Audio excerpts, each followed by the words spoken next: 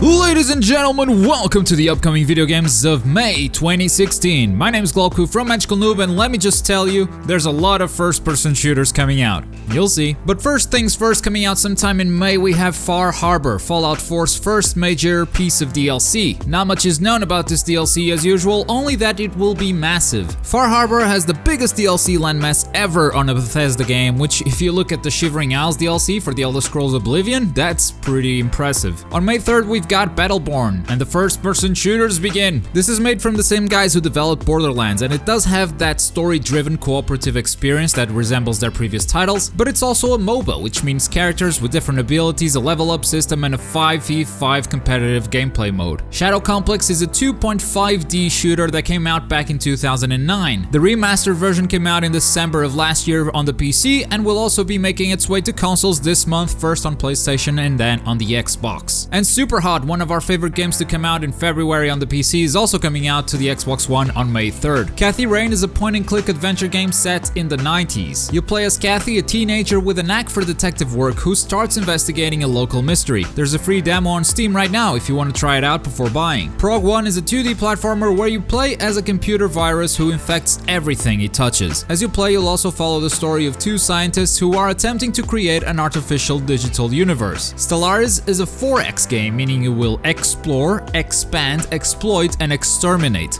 It's a grand strategy game, there's a lot to it. Players take control of fully customizable spaceships and start their space expansion. The map is procedurally generated with factions that you can attack or engage in diplomacy if you know how to communicate with them, and eventually become friends with everyone or become the tyrant ruler of the universe. It's up to you. Uncharted 4: The Thief's End is the last of the Uncharted games, and it's bringing improvements to practically every element of gameplay. The platform, combat, puzzles, and especially stealth have received lots of attention. There are now multiple ways to get from point A to point B, which makes the game a little less linear than the previous ones, and the story is a bit more focused on the characters and their motivations as opposed to the treasure hunting. Desiree is another point-and-click adventure where you play as a colorblind child. The hand-drawn art style of this one looks absolutely amazing, and the theme sounds quite interesting as well. Starbreak is an action platformer MMO. Imagine Metal Gear Slug with dozens of players. You've got different sci-fi worlds to explore, legions of aliens to murder, and even boss battles. Doom is another first-person shooter coming out this month. It's a reboot of the Doom series and will have a single-player campaign based off killing badass demons with big effing guns, and multiplayer with several modes which have some traditional arena-style shooter elements, but it's also got a lot of modernizations that it feels like its own game. Also, there's a map creator called SnapMap, which is cross-platform. Any maps created on any platform will be available on all of them. Troll is a first-person game where you're on a boat, and now you have to discover how to pilot it. Once you do that, you might actually go out there and discover something on the sea. Write your findings on a typewriter and then throw that paper in a bottle and toss it into the ocean. Homefront: The Revolution is another first-person shooter. I told you there would be a lot this month. Despite the first Homefront not being a huge success, this second one seems to have some interesting things going its way. It is set in an open-world Philadelphia, unlike the first game, and players have to scavenge to create and modify weapons and equipment. There's a huge weapon customization system that seems really interesting. Besides the single-player campaign, it also has a separate 4-player cooperative mode. Shadow of the Beast came out back in 1989. Hey, that's the year when I was born. Yeah, naturally I never played the original, so I'm kinda looking forward to this remake on the PlayStation 4. It's a side-scroller combat game and it is very gruesome. After you master the combat, it also becomes a game of getting points and beating high scores. I'm kinda curious about it. Overwatch is Blizzard's character-based first-person shooter, another one in May, I know. But I do believe that's the last one we have,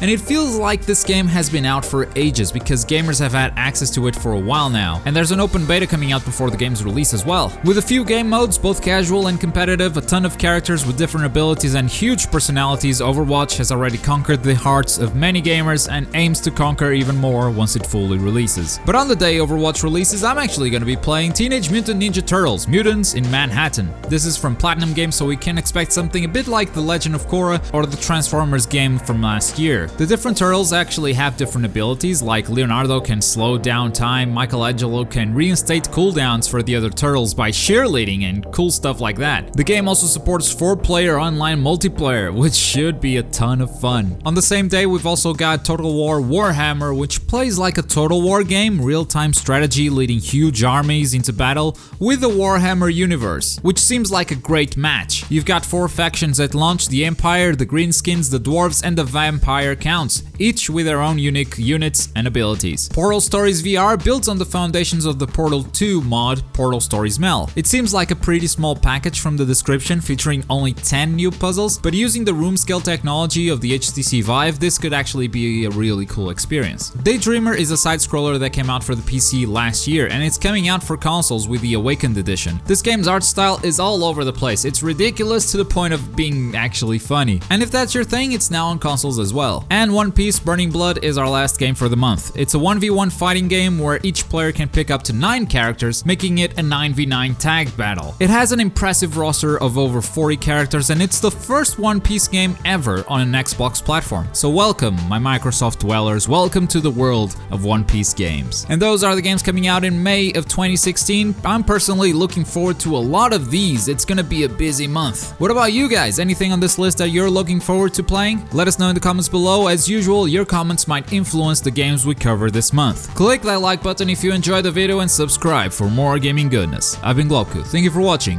Bye.